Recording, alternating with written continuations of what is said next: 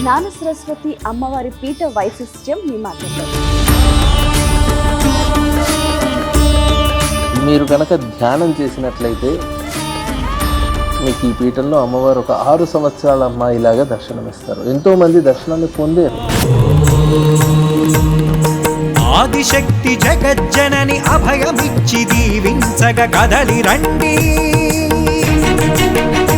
హారతి క్రియలో మీరు ఎలాంటి ప్రక్రియని అవలంబిస్తారు? ఎంతోమంది పిల్లలు ఇక్కడ వచ్చి ఆ భారతీ క్రియ చేసిన తర్వాత ఇవాళ దేవుని యందు ఆత్మను లయము చేసే ప్రదేశం దేవాలయం. అమ్మవారిని దర్శించిన తర్వాత అమ్మవారి శక్తిని అసలు భద్రకాళి దేవాలయానికి ఎవరైనా రావాలి అంటే భయపడదు.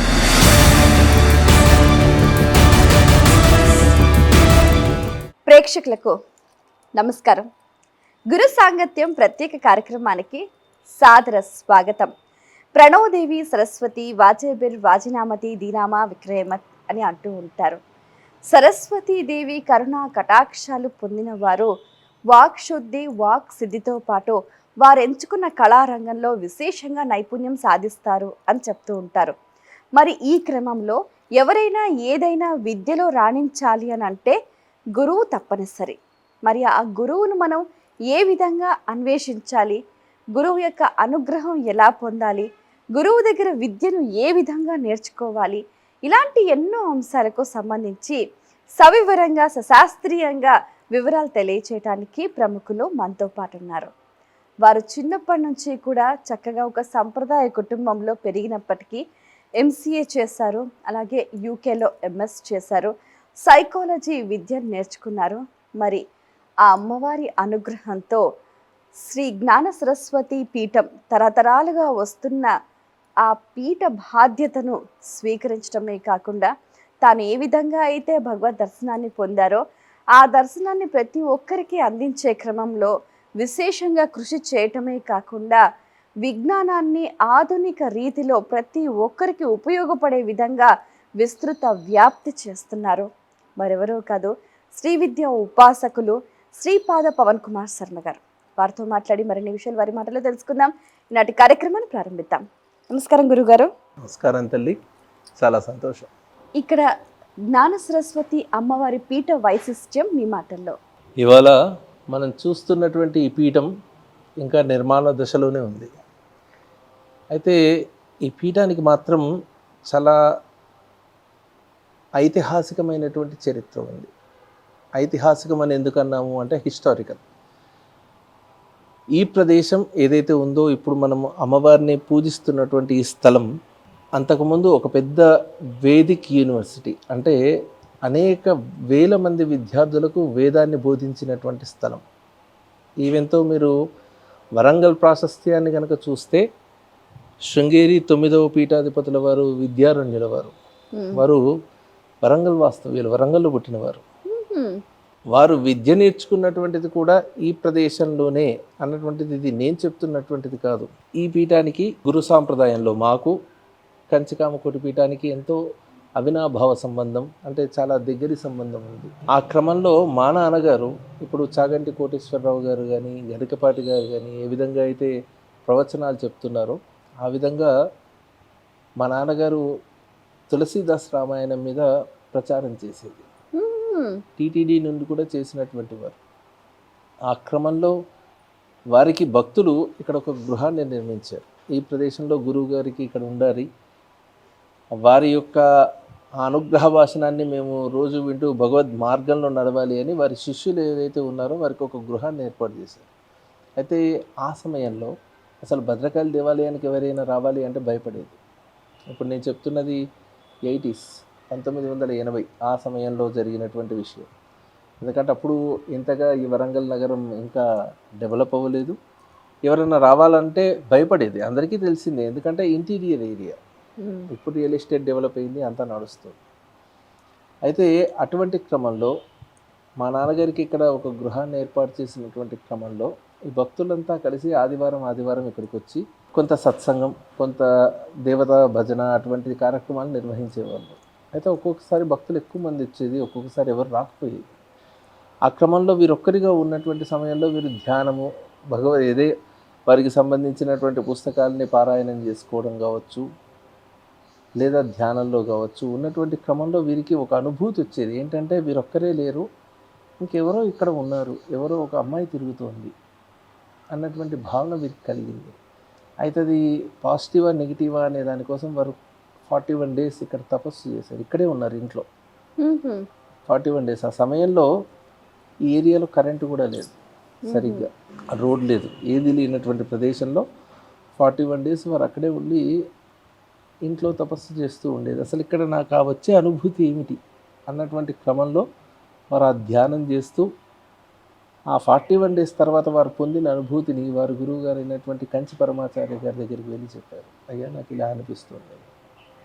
ఈ ప్రదేశం యొక్క గొప్పతనం ఏమిటి అంటే వారు కూడా కాలు మోపినటువంటి స్థలం. పరమాచార్య గారు 80s వారు వరంగల్కి వచ్చినప్పుడు మా నాన్నగారు వారిని ఎంతో ప్రాధాయపడి ఇక్కడ శంకరమఠం దగ్గరికి వచ్చినప్పుడు ఇటు తీసుకొచ్చారు.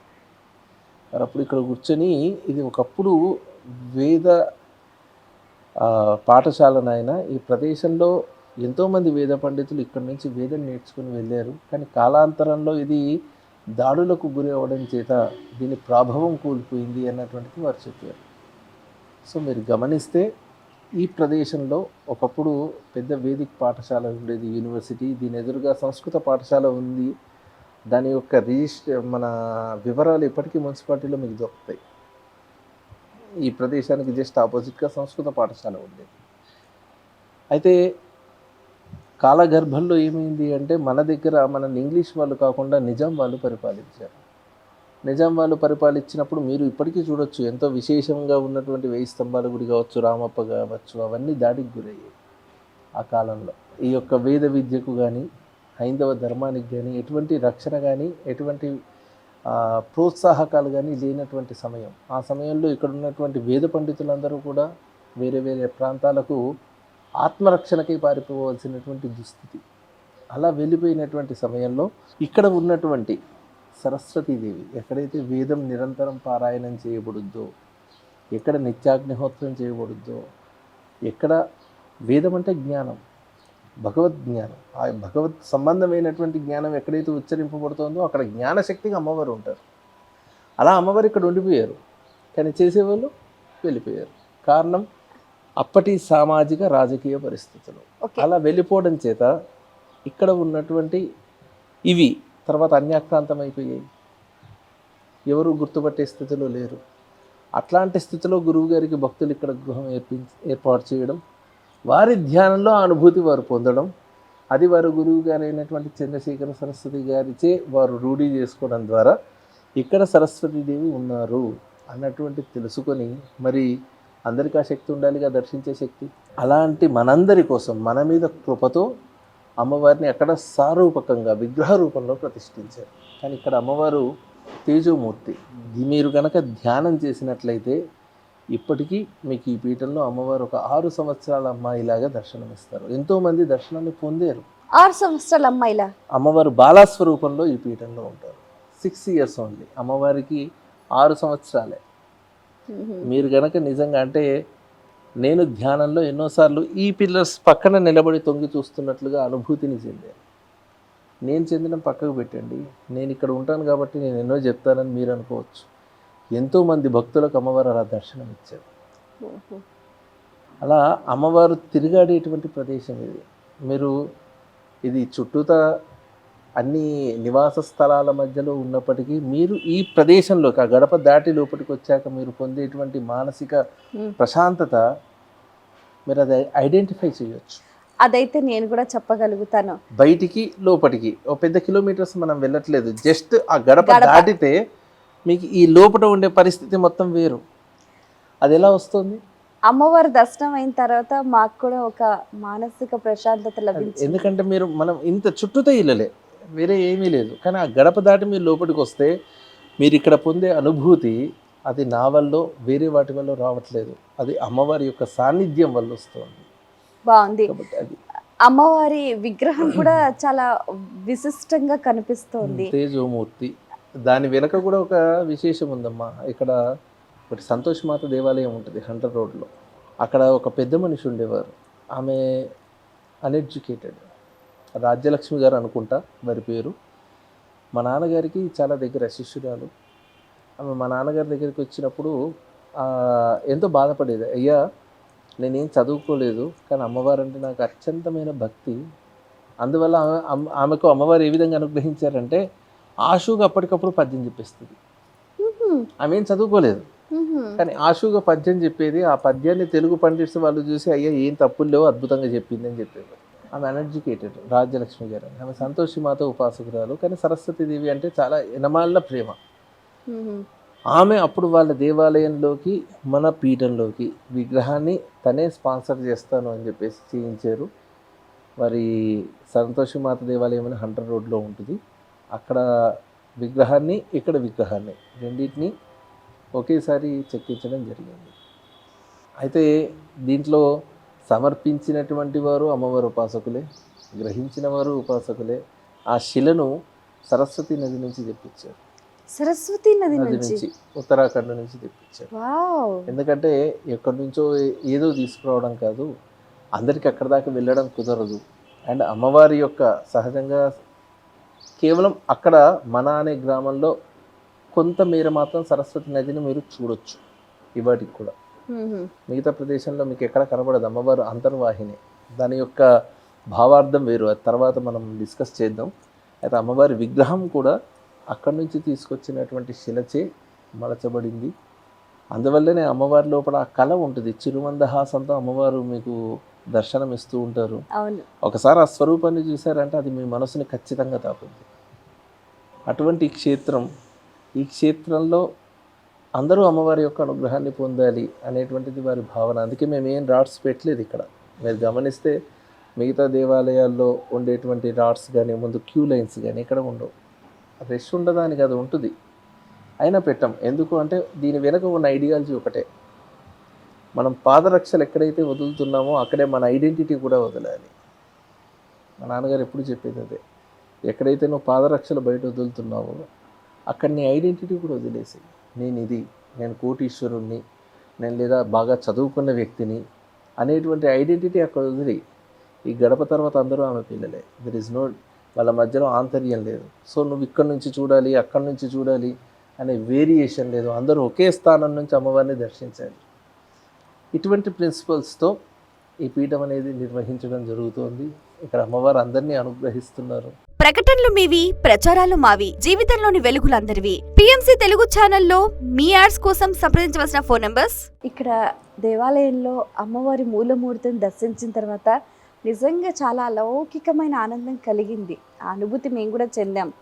అయితే వాస్తవానికి అమ్మవారిని దర్శించిన తర్వాత అమ్మవారి శక్తిని మనలో ఎలా నిక్షిప్తం చేసుకోవాలి? ఇవాళ ఉన్నటువంటి అంటే ఉపమానం, ఎగ్జాంపుల్ అనేటువంటిది వినే వాళ్ళకి తెలిసింది ఇచ్చినప్పుడే విషయాన్ని వాళ్ళు పట్టుకోగలుగుతారు. సో నేను ఎక్కువగా ఇక్కడ పిల్లలకి ఇవాళ ఏదైతే యూత్ ఉందో ఆ యూత్కి అర్థమయ్యేటువంటి విధానంలో వారికి తగినటువంటి ఎగ్జాంపుల్స్ ఇచ్చేటువంటి ప్రయత్నం చేస్తూ ఉంటాను. ఆ క్రమంలో మీకు కూడా నేను ఒక చిన్న ఉదాహరణ ఇస్తాను. ఏంటి అంటే, మనం ఇవాళ ఒక సెల్ ఫోనో ల్యాప్టాపో కొనుక్కున్నాం. సెల్ ఫోన్ కొనుక్కుందాం అనుకుందాం, కొత్తది బ్రాండ్ను యాపిల్ ఫోన్ మీరు కొనుక్కున్నారు. దాంట్లో మీరు దేనికోసమన్నా వెతికారనుకోండి, వెంటనే దాన్ని ఇంటర్నెట్కి కనెక్ట్ చేయకుండా దాంట్లో ఏం ఫొటోస్ ఉన్నాయి, ఏమేమి ఉన్నాయని వెతికితే ఏమన్నా ఉంటాయా? దొరకదు, ఏమీ ఉండవు. ఒకవేళ ఏమన్నా కావాలి అనుకుంటే మీరు దాన్ని ఉపయోగించి ఏమైనా ఫోటోలు తీస్తే, ఏమైనా వీడియోస్ తీస్తే, ఏమైనా ఆడియో ఫైల్స్ మీరు క్రియేట్ చేసుకుంటే అవి మాత్రమే ఉంటాయి. వేరేది ఏమైనా దొరుకుద్దా? దొరకదు. But once you connected it to internet, ఒకసారి దాన్ని ఇంటర్నెట్కి మీరు కనెక్ట్ చేశారనుకోండి, యూ కెన్ సెర్చ్ ఎనీథింగ్. కదా అవునా? మీ సెల్ ఫోన్లో ఏదైనా మీరు ఎత్తుకోవచ్చు. ఇక్కడ ఆధ్యాత్మికత, భగవత్ శక్తి అనేటువంటిది కూడా ఏమిటి అంటే, మీరు పరిమితంగా నేను నా శక్తి అనుకున్నప్పుడు కేవలం మీరు ఆర్జించినటువంటిది, కేవలం మీరు తెలుసుకున్నటువంటి జ్ఞానం మాత్రమే మీ అందుబాటులో ఉంటుంది. ఎప్పుడైతే మీరు ఆధ్యాత్మికంగా భగవంతుడికి కనెక్ట్ అవుతారో, ఎప్పుడైతే ఈ విశ్వానికి, ప్రకృతికి మీరు కనెక్ట్ అవుతారో, యూ కెన్ రిట్రీవ్.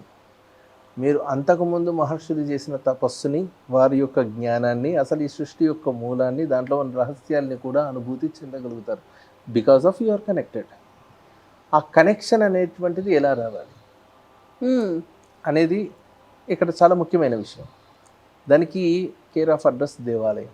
మీరు దేవాలయం అనేటువంటి శబ్దాన్ని చాలా జాగ్రత్తగా పట్టుకోండి, విడదీయండి ఒకసారి. దేవ ఆలయం, దేవుని యందు ఆత్మను లయము చేసే ప్రదేశం దేవాలయం. అది సందర్శన ప్రదేశం కాదు, దేవుని యందు ఆత్మ ఆత్మను లయం చేసే లయం చేసే ప్రదేశం. విద్యాలయం, విద్య యందు ఆత్మను లయం చేసే ప్రదేశం. ఆ పేరు వెనుక అర్థం ఉంది, ఆ పేరులో మీనింగ్ ఉంది, మనం దాన్ని పట్టుకోవట్లేదు. దేవుని యందు ఆత్మను లయం చేయాలి. ఎలా లయం చేయాలి? వచ్చాం, లైన్లలో నిలబడ్డాం, ఓ టికెట్ తీసుకున్నాం, ఒక్కొక్క గేట్కి ఒక్కొక్క టికెట్. ఆ టికెట్ తీసుకున్నాం, తోసుకుంటూ వెళ్ళాం. ఆ వెళ్ళేటువంటి హడావిడిలో పక్కవాడితో, ముందు వాడితో, వెనకవాడితో వాదోపవాదాలు అలా చేసుకుంటూ ముందుకెళ్ళాం. ముందుకెళ్తే ఒక నిమిషం కూడా, అర సెకండ్ కూడా దర్శనం చేయనివ్వడు, పక్కకు దూసేసాడు. బయటకు వచ్చాం, ఏదో కొనుక్కున్నాం, తిన్నాం, వెళ్ళిపోయాం. మీకు అక్కడ భగవంతుడు ఉన్నాడు అని మీ పెద్దవాళ్ళ ద్వారా తెలిసి మీరు విని వాళ్ళ యొక్క ఆ జ్ఞానం అనేది మీ లోపల ఉండడం చేత నేను ఒక దేవాలయం వెళ్ళాను, దర్శనం చేసుకుని వచ్చాను అని మీకు అనిపించవచ్చు. కానీ మీతో ఫారెన్ నుంచి వచ్చిన మీ మనవడో, లేకపోతే మీ యొక్క రిలేటివో, లేకపోతే తమ్ముడో చెల్లో ఉన్నారు. వాళ్ళకి ఏమనిపిస్తుంది? జస్ట్ వాళ్ళ సైడ్ నుంచి ఒకసారి ఆలోచించండి. ఏదో లోపలికి వెళ్ళాం, ఏదో చూడమన్నారు, చూసాం, బయటకు వచ్చాం, ఏదో కొనుక్కొని తింటున్నాం. ఇదేంటి మ్యూజియం అని అడుగుతారు వాళ్ళు. ఆలోచించండి ఒకసారి. మీరు అక్కడ కూర్చొని అక్కడ ఉన్నటువంటి భగవంతుడితో మీరు ఎలా అనుసంధానింపబడ్డారు? అసలు దేవాలయాలు అంతంత పెద్దగా కట్టడానికి రాజుల యొక్క భావం ఏమిటి? మీరు ఒక మధుర మీనాక్షి టెంపుల్కి వెళ్ళారు, బయట గేట్ నుంచి అట్లా స్ట్రైట్కి వెళ్ళి అమ్మవారిని చూసి అలా బయటకు వచ్చేస్తే అంత పెద్ద గుడి కట్టింది ఎందుకు? ఆ గుళ్ళో మీరు కూర్చోవడానికి, ఆ గుళ్ళో ఏ మూల కూర్చున్నా మీరు అక్కడ ఉన్నటువంటి ఆ భగవత్ శక్తితో తాదాత్మ్యత పొందడానికి. అంటే ఆ శక్తితో మీరు మెర్జ్ అవ్వాలి. మెర్జ్ అవ్వడం చేత మీరు అక్కడ ఉన్నటువంటి శక్తిని మీరు పొందగలుగుతారు. దానికి మీకు జపం కానీ ధ్యానం కానీ ఉపయోగపడతాయి. ఎలా చేస్తున్నారు? ఎక్కడ చేస్తున్నారు? కానీ ఈ పీఠంలో మేము ఖచ్చితంగా మిగతా దేవాలయాలను చూసి మాకు అర్చన చేయండి అని వచ్చినా మేము ఇక్కడ ఆ విధానం కాదు, ఆ విధానాన్ని కాకుండా వారికి జపం చేయమని చెప్తాం. ఖచ్చితంగా ప్రతి ఒక్కరికి అమ్మవారి దగ్గర ఒక జపమాల ఇవ్వబడుద్ది. ప్రతి వాళ్ళు దానికి వి డోంట్ ఛార్జ్ ఎనీథింగ్, మేమేం ఛార్జ్ చేయట్లేదు. వచ్చిన ప్రతి ఒక్కరికి చెప్తాం, ఒక జపమాల తీసుకోండి, ఒక పక్కకు కూర్చోండి, అమ్మవారి నామాన్ని జపించండి. బాగుంది. మేము కూడా గమనించాము, విన్నాము కూడా. ఏ దేవాలయంలో లేని ప్రత్యేకత ఇక్కడ ఈ జ్ఞాన సరస్వతి అమ్మవారి పీఠంలో ఉంది అని. మరి ఇక్కడ ఈ పీఠంలో వచ్చిన వాళ్ళందరూ కూడా ఒక ప్రదక్షిణం వేసి జపమాల తీసుకొని బొట్టు పెట్టుకుని జపం చేసిన తర్వాత వారు దాన్ని భక్తిగా అమ్మవారికి సమర్పించటం. దర్శనం చేసినప్పుడు వచ్చేటువంటి ఏదైతే భావం ఉందో అది వారు ప్రశాంతంగా ఏకాంతంగా వచ్చి దర్శనం చేసినప్పుడు కలగొచ్చు, కానీ అది హడావిడిగా వచ్చినప్పుడు కలగకపోవచ్చు. కానీ మీరు అదే ఇక్కడ కూర్చొని అమ్మవారి నామాన్ని మీరు ధ్యానించి జపించి వెళ్ళేటప్పుడు మాత్రం ఖచ్చితంగా ఒక ప్రశాంతతను పొందుతారు, ఒక శక్తిని పొందుతారు, ఆధ్యాత్మిక శక్తిని పొందుతారు. అది ఎనలేంది, అది మనం ఇది అని కొలవడానికి లేనిది. అది ఆ వ్యక్తి లోపల ఒక చేంజ్ని తీసుకొస్తుంది. ఓహో, ఇక్కడ నేను పొందిన ఈ భావం ఆ అమ్మవారి అనుగ్రహంతో పొందాను, ఇది అమ్మవారి శక్తి అని. ఆ విధంగా ఇక్కడ ఈ పీఠంలో భారతీ క్రియ అని కూడా స్పెషల్గా చేస్తూ ఉంటారట. అంటే ఏమిటండి? అనుష్ఠాన వేదాంతం అనేటువంటిది విన్నారా? అంటే మనం ఎన్నో విషయాల గురించి మాట్లాడుతూ ఉంటాం, కానీ ఆచరణ దగ్గరికి వచ్చేసరికి చెయ్యం. అలా చెయ్యవలసింది.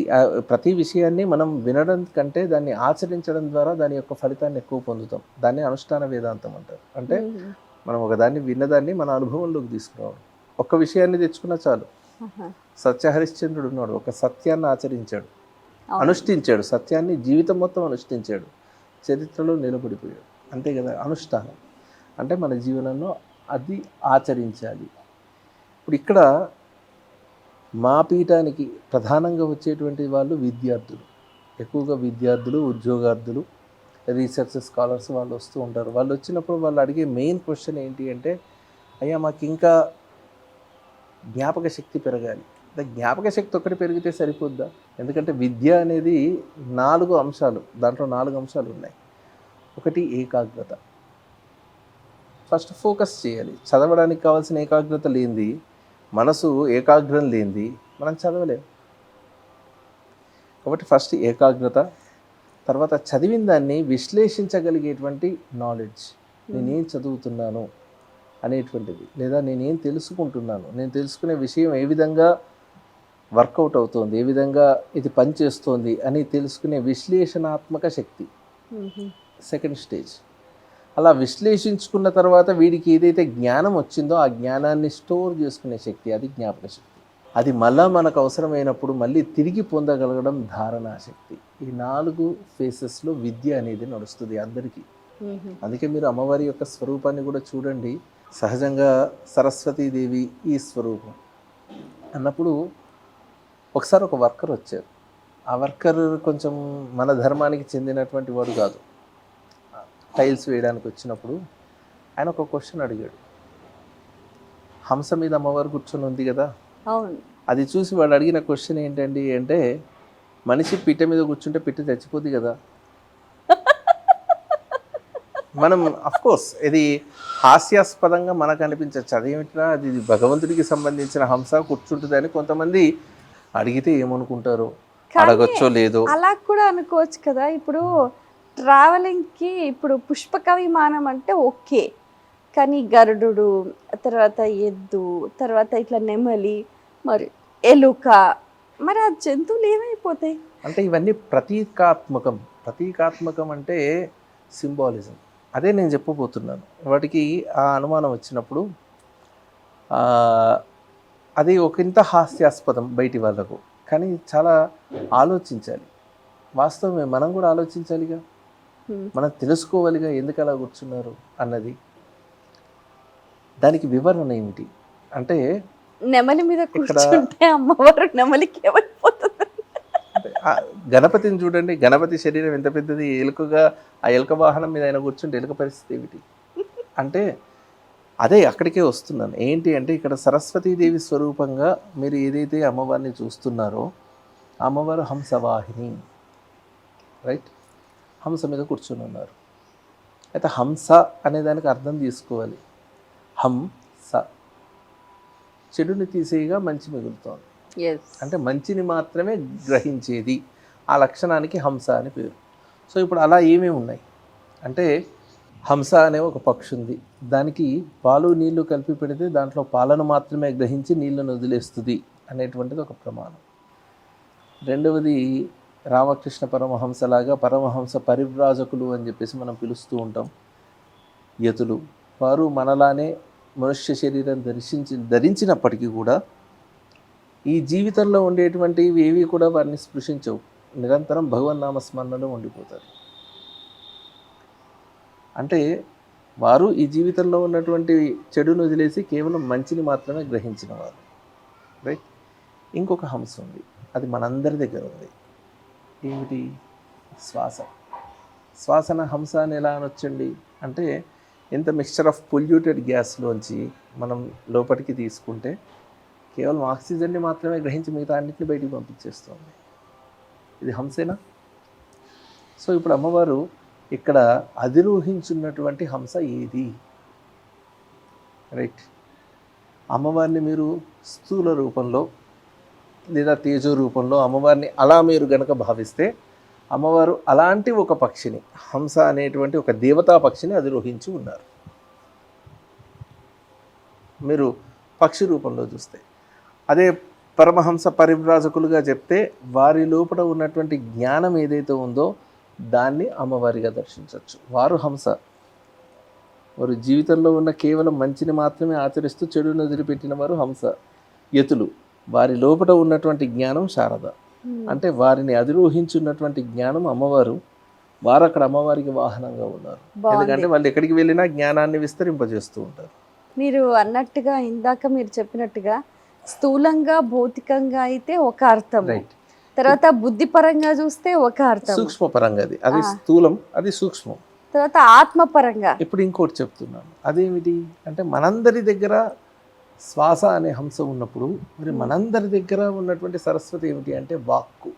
ఏమి మాట్లాడాలన్నా, ఇప్పుడు నేను మీతో మాట్లాడుతున్నాను, నేను తీసుకున్న శ్వాస అది నా స్వరపేటిక ద్వారా శబ్దముగా మారి ఆ శబ్దాన్ని అధిరోహించి ప్రతి శబ్దం బయటకు వస్తుంది. ఇప్పుడు నేను నోరుని ముక్కుని మోసుకున్నాను అనుకోండి, ఒక శబ్దం కూడా చేయలేను, ఎవరూ చేయలేదు. అంటే మనం పలికే ప్రతి శబ్దం శ్వాసను ఆధారంగా చేసుకొని వస్తుంది. ఇక్కడ మన శ్వాస అనేటువంటిది వాహనం, దాని మీద వచ్చేటువంటి శబ్దం అనేటువంటిది అమ్మవారి స్వరూపం. వాగ్దేవి, వాక్ అమ్మవారు, ఆ వాక్కుకి వాహనంగా వచ్చేది శ్వాస. సో దీన్ని ఋషి ఎలా చూపించాలి మీకు? ఎలా చూపిస్తాడు? మీ వాక్ అమ్మవారి స్వరూపం రా, నీ శ్వాస హంసరా అంటే ఎలా చూపించాలి? అందుకని హంస మీద అమ్మవారిని చూపించాడు. ఇంకేదో జీవిని కూర్చోబెట్టలేదు, హంసనే కూర్చోబెట్టారు. సో దాని వెనక ఆ ప్రతీకాత్మకం ఉంది. అదేవిధంగా అమ్మవారి చేతిలో వీణను చూడండి. అవును, అమ్మవారి కృష్ణులాగా చిన్న ఫ్లూట్ పట్టుకోవచ్చుగా, అంత బరువైంది ఎందుకు పట్టుకోవాలి? లేదా ఇంకేదైనా పట్టుకోవచ్చుగా, కేవలం వీణనే ఎందుకు పట్టుకున్నారు అంటే ఆ వీణ మరేదో కాదు, మన వెన్నెముక, మన కపాలం కలిగి ఉన్నటువంటి ఏదైతే మన నాడీ వ్యవస్థ ఉందో ఆ నాడీ వ్యవస్థ అమ్మవారి చేతిలో వీణగా ఉంది. గ్రేట్. అమ్మవారి చేతిలో పుస్తకాలు ఉన్నాయి, సోర్స్ ఆఫ్ నాలెడ్జ్. సమస్త విషయాలకు, సమస్తమైన జ్ఞానానికి ఆ పుస్తకాలు నిలవు. ఇంకో చేతిలో అక్షమాల, అది రివిజన్ని చూపిస్తుంది. 108 తర్వాత మళ్ళీ అదే పూసలు తిరుగుతూ ఉంటాయి. It is nothing but revision. ఒక విషయాన్ని తెలుసుకొని అది మీరు పదే పదే మీరు మననం చేయడం ద్వారా అది జ్ఞానంగా మీ నాడీ వ్యవస్థలోకి వచ్చేస్తుంది. దీనంతా ఏదైతే ఆవరించి ఉన్న శక్తి ఉందో అది జ్ఞానం, అదే ఆ తల్లి. సో ఇప్పుడు మీరు సరస్వతీదేవిని దర్శించారు. మీ లోపల మీరు ఇప్పటి వరకు ఏదైతే తెలుసుకున్నటువంటి జ్ఞానం ఉందో, రేపొద్దున తెలుసుకోపోయే జ్ఞానం ఉందో అదే ఆ తల్లి. మనం గమనిస్తే కూడా సరస్వతి దేవి అనేసరికి ఆమె అంతర్వాహినిగా మనకు కనిపిస్తూ ఉంటుంది. నదులలో చూస్తే సరస్వతి నది అంతర్వాహిని. మరి సరస్వతికి నదీ రూపం ఎలా వచ్చిందంటారు? జ్ఞానం అనేది ఒక ప్రవాహం. మన ఇద్దరం మాట్లాడుతున్నాం, నా లోపల వచ్చేటువంటి ఆలోచనల యొక్క ప్రవాహాన్ని నిరంతరంగా మీకు నేను మాటల రూపంలో చెప్తున్నాను. అది ప్రవాహం కంటిన్యూస్గా ఉంది, కంటిన్యూస్గా ఉంది, ఒక ప్రవాహంలాగా ఉందా? అందుకే సరస్వతిని ప్రవాహంగా చెప్తారు. అయితే అంతర్వాహిని ఎలా అయిందండి అంటే, ఒక వ్యక్తి యొక్క స్వరూపాన్ని చూసి, శారీరక దారుఢ్యాన్ని చూసి అతడు శక్తివంతుడా కాదా అని నిర్దేశించవచ్చు. చాలా బలహీనంగా ఉన్నాడండి అంటే, అయ్యా ఇతడికి శక్తిహీనుడండి, వీడు ఆ బరువును మోయలేడని చెప్తాం. దారుఢ్యంగా ఉంటే చాలా బలవంతుడండి, తీసుకెళ్ళగలుగుతాడని చెప్పగలుగుతాం. అంతే ఆ వ్యక్తి లోపల ఉన్నటువంటి శక్తిని శారీరక స్వరూపాన్ని బట్టి మనం గుర్తించగలుగుతున్నాం. అదేవిధంగా ఐశ్వర్యాన్ని కొంతమంది ప్రదర్శిస్తూ ఉంటారు. బంగారం రూపంలో, అనేక రకాల రూపంలో, వారు ఉండేటువంటి నివాసాల రూపంలో, తిరిగే వాహనాల రూపంలో వారికి ఉన్నటువంటి ఐశ్వర్యం మనకు కనబడుద్ది, మనం చూడగలుగుతాం. ఫిజికల్గా అతడు స్థితిమంతుడా గుర్తించవచ్చు, ఫిజికల్గా శక్తివంతుడా గుర్తించవచ్చు. కానీ ఫిజికల్గా చూసి ఇతడు జ్ఞానవంతుడా గుర్తించలేరు. ఆ వ్యక్తితో మీరు మాట్లాడితే లేదా ఆ వ్యక్తి తన లోపల ఉన్నటువంటి జ్ఞానాన్ని చెప్పేంత వరకు మీరు ఒక వ్యక్తిని చూసి ఇతడు గొప్పవాడా కాదా అనేటువంటిది మీరు నిర్ధారించలేరు. Okay, right. అలా అంటే జ్ఞానం ఏదైతే ఉందో అది అంతర్లీనమే కదా, జ్ఞానం పైకి కనబడేది కాదు. ఋషుల యొక్క భావం అది. అంటే ఋషులు చెప్పే ప్రతి విషయానికి ప్రతీకాత్మకం, అంటే దాని వెనక అర్థం వేరు. ఇందాక మీరు అన్నారు కదా, ప్రతిదానికి బాహ్యంగా ఒక అర్థం కనబడుద్ది, అంతర్లీనంగా ఆధ్యాత్మికంగా ఇంకో అర్థం ఉంటుంది. ప్రకటనలు మీవి, ప్రచారాలు మావి, జీవితంలోని వెలుగులందరివి. పిఎంసి తెలుగు ఛానల్లో మీ యాడ్స్ కోసం సంప్రదించవలసిన ఫోన్ నంబర్స్. భారతీ క్రియలో మీరు ఎలాంటి ప్రక్రియని అవలంబిస్తారు? ఈ భారతీ క్రియ మన శ్రీ జ్ఞాన సరస్వతీదేవి పీఠంలో మాత్రమే ఇవ్వబడేటువంటి క్రియ. ఎందుకు అంటే దీన్ని ఒక 10 సంవత్సరాలు అనేక మంది విద్యార్థుల మీద, అదేవిధంగా స్వయంగా నేను కూడా చేసి తెలుసుకొని, అంటే గురుముఖత వచ్చినటువంటి విద్యనే దీంట్లో అనేక రకాలైనటువంటి క్రియలు కలవడం చేత ఇది భారతీ క్రియ అనేటువంటి ఒక క్రియగా దీన్ని రూపొందించాం. దీని యొక్క అర్థంలో మీరు చూడొచ్చు, భారతి, భా అనే శబ్దానికి సంస్కృతంలో కూడా అనేక అర్థాలు ఉన్నాయి. భా అంటే కాంతి, భా అంటే జ్ఞానం, ఆ జ్ఞానంతో క్రీడించినది.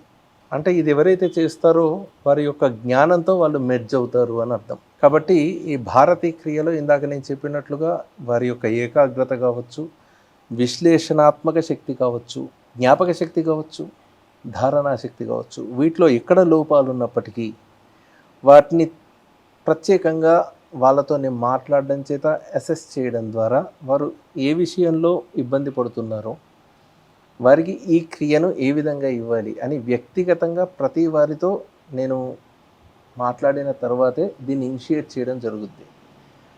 ఇది 11 days 21 daysగా ఇవ్వడం జరుగుతోంది. దీంట్లో ప్రాణాయామము, అదేవిధంగా యోగాసనాలు, మంత్రజపం ఇవన్నీ కలిసి ఉన్నాయి. ఇది కేవలం ఏదో ఒక మీరు మా దగ్గరకు వచ్చేసి ఏదో తీర్థము ప్రసాదం తీసుకున్నట్లుగా కాదు. ఇక్కడ వీరు సాధన చేయాలి. ఆ సాధనతో పిల్లల్లో ఖచ్చితమైనటువంటి ఆ తేడా మీరు ఇక్కడ గుర్తించవచ్చు. ఎంతోమంది పిల్లలు చేశారు, ఎంతోమంది రీసెర్చ్ స్కాలర్స్ చేశారు, డాక్టర్స్ చేశారు. ఎందుకంటే ఆఫ్టర్ ఎంబీబీఎస్ వాళ్ళు ఎండీ సీట్ కోసం ఎంత తపస్సు చేస్తారంటే ఫ్రీ సీట్ కోసం మామూలుగా కాదు. ఎంతోమంది పిల్లలు ఇక్కడ వచ్చి ఆ భారతీయ క్రియ చేసిన తర్వాత ఇవాళ ఎండీ సీట్లు కొట్టి ఇప్పటికీ అమ్మవారి దగ్గర భక్తులుగా ఉండి అమ్మవారి సేవ చేస్తున్నటువంటి పిల్లలు ఎంతోమందో మీకు చెప్పాను. నేను మొదట చెప్పినప్పుడు అంతకుముందు ఎపిసోడ్ అనుకుంటాను.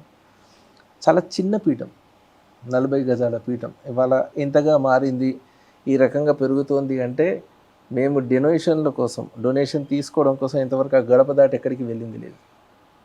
అలా అని మీరు చూడవచ్చు, ఎక్కడ బోర్డు లేదు, ఉండి కూడా లేదు. కేవలం భక్తులు ఇక్కడికి వచ్చి అమ్మవారి అనుగ్రహాన్ని పొంది వారు అనుకున్నటువంటి ఆ స్థితికి వారు వెళ్ళడం ద్వారా వారు అమ్మవారికి చేస్తున్నటువంటి సేవ. మేము ఇది చేయండి అని కూడా చెప్పం. వారికి ఇక్కడికి వచ్చిన తర్వాత వారి మనసులో ఆ అమ్మవారు ఏ భావం కలిగిస్తారో తెలియదు.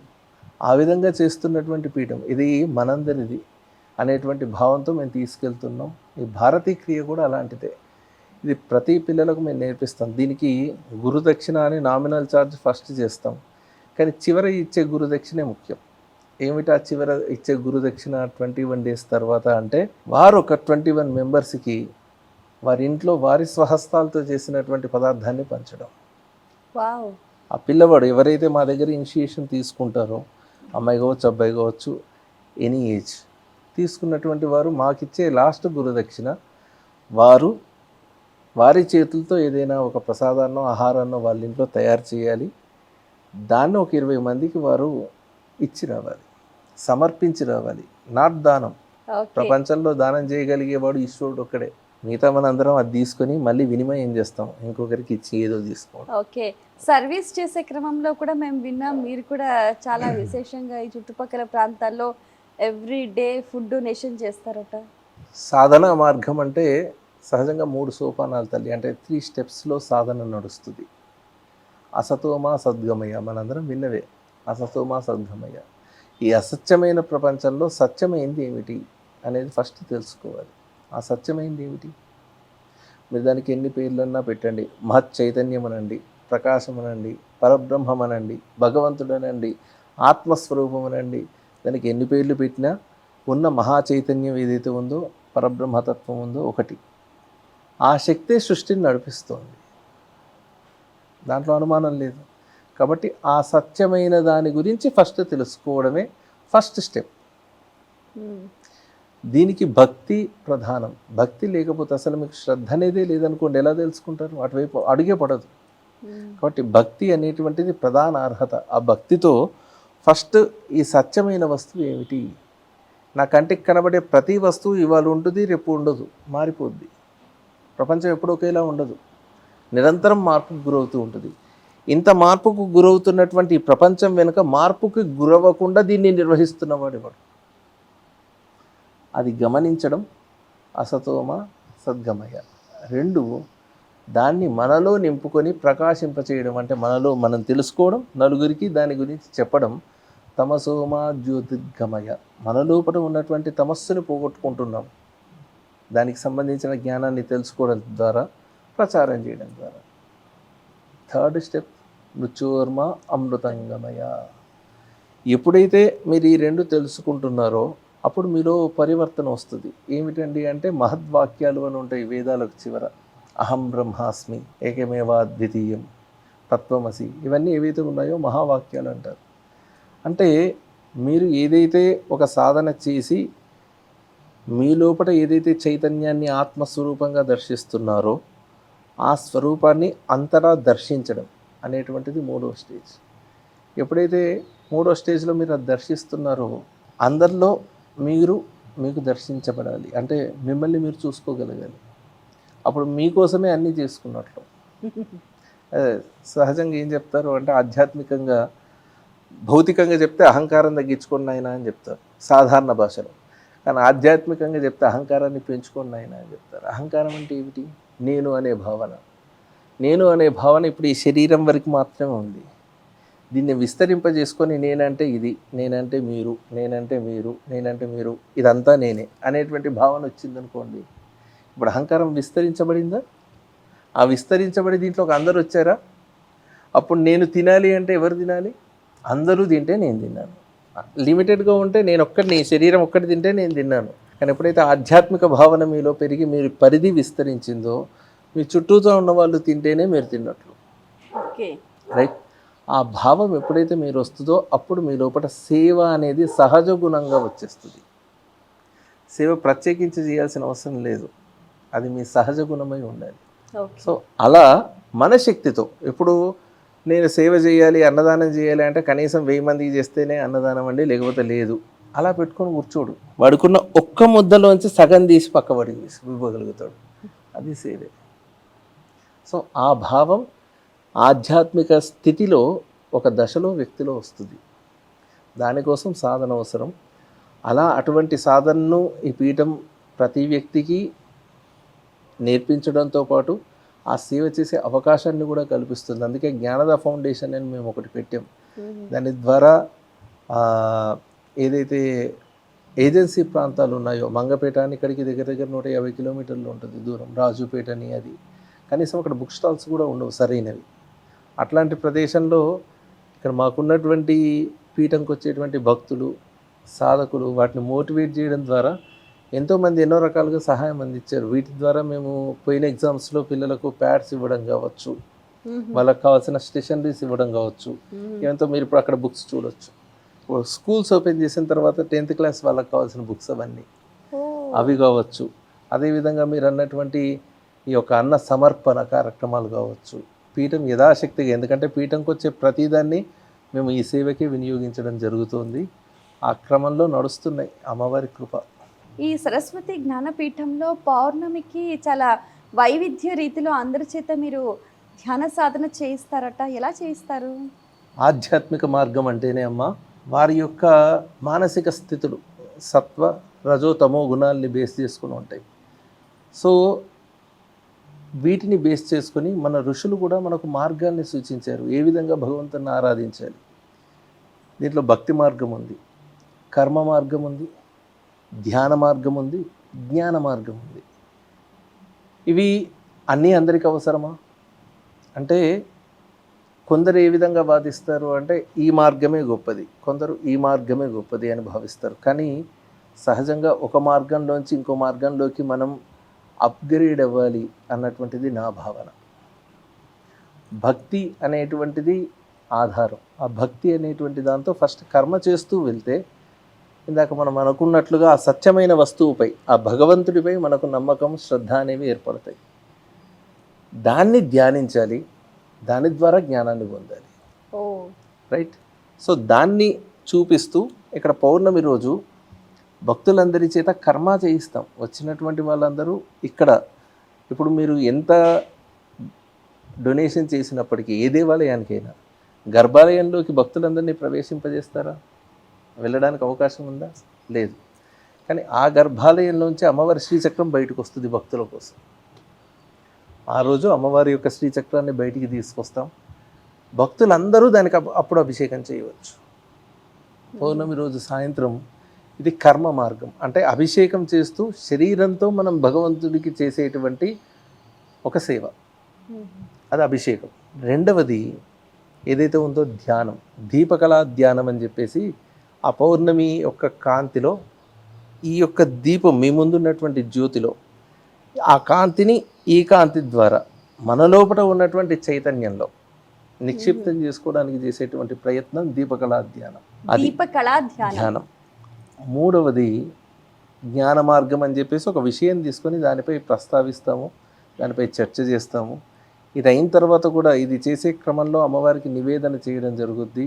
దాంతో ఒక 100 ప్యాకెట్స్ మేము అంటే ప్రస్తుతం ఇనిషియేట్గా తీసుకున్నాం, ఇంకా చేయవలసింది చాలా ఉంది. దాంట్లో ఏం చేస్తామంటే ఒక 100 ప్యాకెట్స్ ఫస్టే, మిగిలిపోయింది కాదు, నైవేద్యం చేసిన తర్వాత ఫస్ట్ 100 ప్యాకెట్స్ ఎటువంటి ఆధారం లేనటువంటి వారికి ఇవ్వడం కోసం ఫస్ట్ ప్యాక్ చేస్తాం. దీనికి వాలంటీర్స్ ప్యాక్ చేస్తారు. తర్వాత ఈ కార్యక్రమాలు అన్నీ అయిపోయిన తర్వాత భక్తులందరూ కూడా అన్నప్రసాదం తీసుకున్న తర్వాత వాళ్ళు వెళ్ళే క్రమంలో ఎవరికి తోచిన ప్యాకెట్స్ వాళ్ళు తీసుకుని వెళ్ళి వాళ్ళు వెళ్ళే మార్గంలో వాళ్ళకు కనబడేటువంటి నిరాశ్రయులకు కావచ్చు, జంతువులకు కావచ్చు, ఈ అమ్మవారి ప్రసాదం ఏదైతే ఉందో ఈ భక్తుల ద్వారా, ఎందుకంటే అందరూ ఒకే డైరెక్షన్లో వెళ్ళరు, ఒక్కొక్కరు ఒక్కొక్క వైపు వెళ్తారు కాబట్టి మన పీఠం చుట్టూ ఉన్నటువంటి అన్ని ప్రాంతాల్లోనూ దాదాపుగా ఆ రోజు ఎవరు ఆకలితో ఉండకుండా ఉండాలి అనే తాపత్రయంతో నిర్వహించే కార్యక్రమం అది. సో దీంట్లో భక్తి ఉంది, కర్మ ఉంది, ధ్యానం ఉంది, జ్ఞానం ఉంది, సేవ ఉంది. ఈ విధంగా అన్నిటినీ మిళితం చేసినటువంటి కార్యక్రమం ఆ పౌర్ణమిది.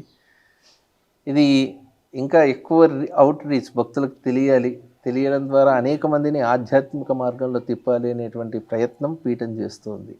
చాలా సంతోషం అండి. మీ అమూల్యమైన సమయాన్ని కేటాయించి ఎన్నో విషయాలను వివరంగా మా అందరికీ తెలియజేసినందుకు ధన్యవాదాలు. చాలా సంతోషం అమ్మా.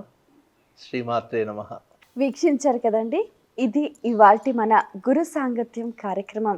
గురువుగారు చెప్పినట్టుగా ప్రతి ఒక్క దేవతామూర్తిలో ఉన్న ఆ మూల చైతన్యాన్ని దర్శించి ఆ చైతన్య జ్యోతిని మీలో లీనం చేసుకొని అద్భుతమైన ఆత్మ ప్రకాశంతో జీవన్ముక్తిని పొందాలని మనస్ఫూర్తిగా ఆకాంక్షిస్తూ మరో కార్యక్రమంలో మళ్ళీ కలుసుకుందాం. అంతవరకు సెలవు. నమస్కారం.